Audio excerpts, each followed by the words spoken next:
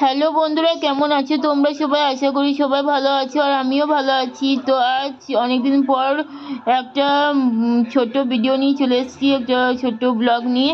তো এইদিকে আমি চিকেন পকোড়া করছি ঘরোয়া পদ্ধতিতে।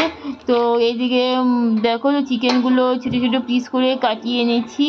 হ্যাঁ, আর এখানে আমি দিয়ে দিলাম অ্যারারুট, ভিনেগার, ডিম, তারপর নুন, তারপর তোমার খাবার সোডা, একটু কালার দিলাম ফুড যেটা দেখতে সুন্দর লাগে আর কি।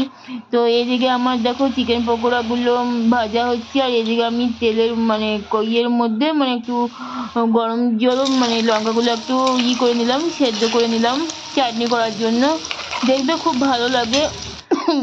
তারপর এখানে চিকেন পকোড়া হতে হতে আমি পেঁয়াজ এসেছে তোমার শসা কুচিও কেটে নিলাম, আর ও এখনো আসেনি বাড়ি, কিন্তু চলে আসবে আবার।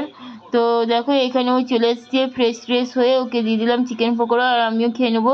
আর বাবাকে ওইখানে আগেই খাইয়ে দিয়েছি, বাবাকে যা গরম পড়েছে এসি না চালালে হবেই না। তো এইদিকে দেখো আমাদের দুজনের চিকেন পকোড়া খাওয়া হয়ে গিয়েছে, আর ওকে আমি জিজ্ঞাসা করছি যে কেমন হয়েছে। তো দেখো ও কী রিভিউ দেয়, বলছে হ্যাঁ ভালো হয়েছে, টেস্টি হয়েছে আর কি।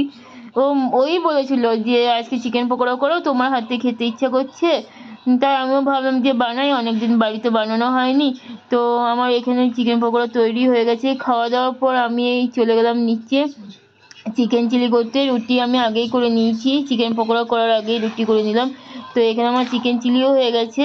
তো এবার সবাইকে খেতে দেবো। তো এমনিতে অনেক রাত হয়ে গেছে, এখন বাজে রাত 11। ভিডিওটি এই পর্যন্ত, সবাই ভালো থাকবে।